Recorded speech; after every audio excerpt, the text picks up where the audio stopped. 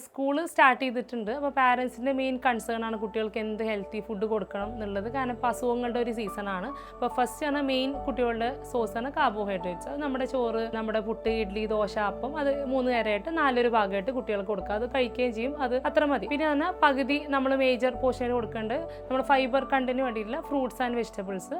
അത് എങ്ങനെ വേണമെങ്കിലും ഇപ്പോൾ അതിൽ ചിയാ സീഡ്സ് ആഡ് ചെയ്യാം, പംകിൻ സീഡ് ആഡ് ചെയ്യാം, ഡയറക്റ്റ് ആയിട്ട് കൊടുക്കാം, നമുക്ക് പുഴുങ്ങിയിട്ട് കൊടുക്കാം, കട്ട് ഫ്രൂട്ട്സ് ആയിട്ട് കൊടുക്കാം, എങ്ങനെയാണെങ്കിലും കുട്ടികളുടെ ഇഷ്ടത്തിന് വെച്ച് കൊടുക്കാം.